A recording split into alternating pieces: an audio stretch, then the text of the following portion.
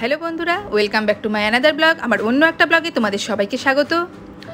বন্ধুরা, আজকে আমি তোমাদের জন্য খুব সুন্দর একটা চেনা রেসিপি কিন্তু একদম অন্যরকমভাবে তৈরি করেছি। দেখো, এটা তো দেখে বুঝতেই পারছো, এটা হচ্ছে চিকেন কষা। তবে আমি চিকেন কষাটা একদম অন্যরকমভাবে, একদম অন্যরকম স্বাদে, মানে অসম্ভব টেস্টিভাবে তৈরি করেছি। এর জন্য এখানে চিকেন নিয়ে নিয়েছি, দুটো বড় পেঁয়াজ কুচি করে নিয়েছি, আলু কুচি, জিরে ধনে বাটা, লঙ্কা বাটা, গরম মশলা, হলুদ, লবণ, বড় একটা পেঁয়াজ বাটা, আর এখানে আদা রসুন বাটা কিন্তু আমি নিয়েছি। তো পেঁয়াজ আমি দুরকম নিয়েছি। পেঁয়াজ কিন্তু আমি এক এক রকমভাবে ব্যবহার করব। তো কীভাবে করব দেখতে থাকো।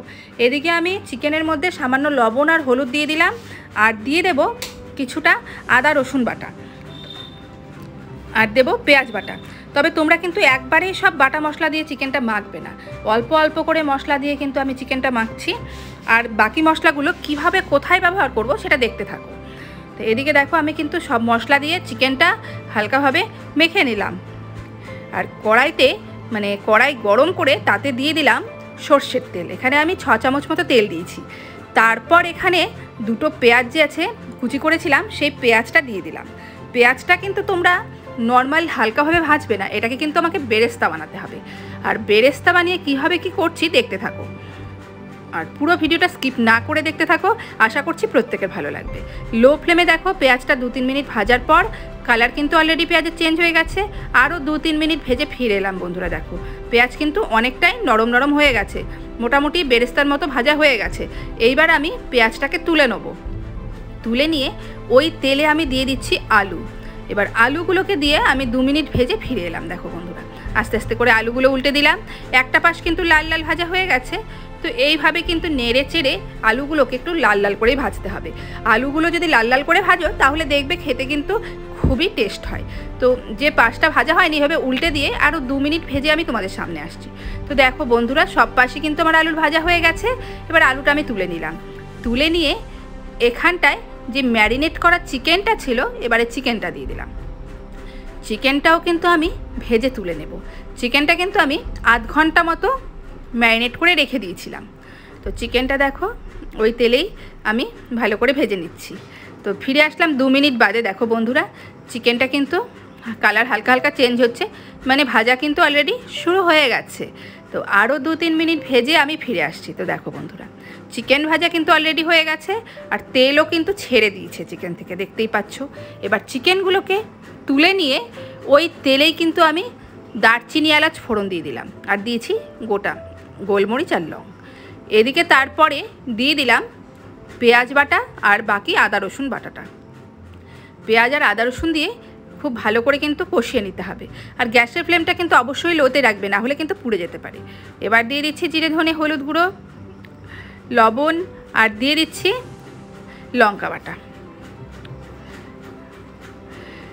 দিয়ে খুব ভালো করে কিন্তু মশলাটাকে আমি কষিয়ে নিচ্ছি। আর এখানে কিন্তু আর একটা জিনিস আমার দেওয়া বাকি আছে, সেটা কিন্তু এখনও দেখায়নি। মেন ইনগ্রিডিয়েন্টস, সিক্রেট মশলা দিয়ে দিলাম কাশ্মীরি লঙ্কা গুঁড়ো কালারের জন্য। সিক্রেট মশলাটা কি সেটা তোমরা একটু পরেই দেখতে পাবে। এই দেখো, মশলাটা কিন্তু খুব সুন্দর কষে গেছে। এইবারে এখানে দিয়ে দিচ্ছি ভেজে রাখা চিকেনটা। তা ভেজে রাখা চিকেনটা দিয়ে খুব ভালো করে কষিয়ে নেব। আমি যে বেরেস্তা ভেজে রেখেছিলাম, বেরেস্তা কিন্তু 2 ভাগ করে নিতে হবে। 1 ভাগ বেরেস্তা আমি বেটে নেব, যাতে করে চিকেনে ইউজ করতে পারি, আর আরেক ভাগ বেরেস্তা সেটাকে আমি ওপরে গার্নিশ করব। এই দেখো, 2-3 মিনিট ধরে কষানোর পর চিকেনটা কিন্তু খুব সুন্দর কষে গেছে। এবার এখানে দিয়ে দিলাম আলুগুলো, ভেজে রাখা আলু। তো আলুগুলো দিয়ে খুব সুন্দর করে আবারও নাড়াচাড়া করে নিচ্ছি। আর আবারও আমি তোমাদের সবাইকে বলছি, গ্যাসটা কিন্তু একদম লো ফ্লেমে রাখবে, না হলে কিন্তু মশলা দিয়ে যেহেতু চিকেনটা কষাচ্ছি একদম লেগে যেতে পারে। তো সেই জন্য একদম লো ফ্লেমে কিন্তু আমি আলু চিকেন দুটোই কষিয়ে নিলাম। এইবার যেটা বলেছিলাম না সিক্রেট মশলা, সেটাই দেখো এখানে অ্যাড করে দিলাম 5-6টা কাজু বাদাম আমি বাটা।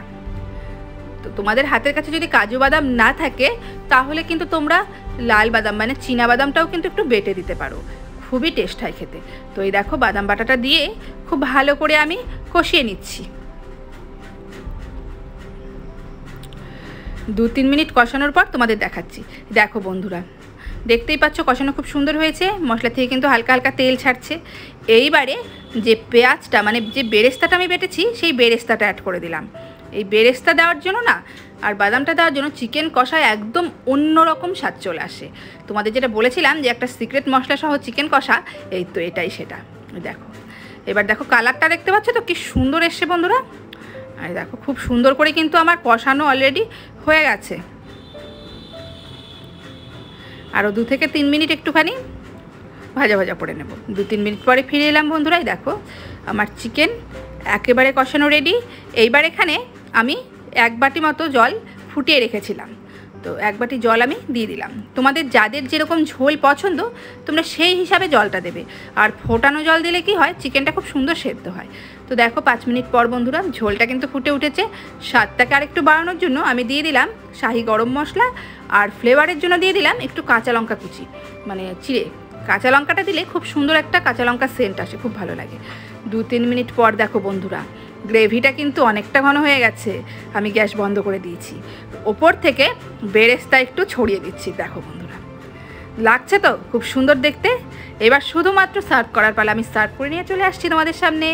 এই দেখো বন্ধুরা আমি সার্ভ করে নিয়েছি। কি দুর্দান্ত লাগছে না দেখতে। এটা তোমরা ভাত বলো, রুটি, পরোটা, ফ্রাইড রাইস, পোলাও যার সঙ্গেই খাও একদম অসাধারণ জমে যাবে। আশা করছি ভিডিওটা তোমাদের প্রত্যেকের খুব খুব খুব ভালো লাগবে। আর একদম অন্য স্বাদে চিকেন কষা। তোমাদের সবাইকে আমি রিকোয়েস্ট করবো প্লিজ তোমরা একবার হলেও বানিয়ে খাও। আমি গ্যারান্টি দিয়ে বলতে পারি একবার খেলে তোমরা কিন্তু এই স্টাইলেই বারবার চিকেন কষা বানাবে। আর কেমন লাগলো আমাকে কিন্তু অবশ্যই কমেন্টে জানিও। আরও বেশি করে আমার চ্যানেলের ভিডিওগুলো শেয়ার করে দিও, কমেন্ট করো আর সাবস্ক্রাইব করো। আমার চ্যানেলের পক্ষ থেকে সবাইকে ধন্যবাদ।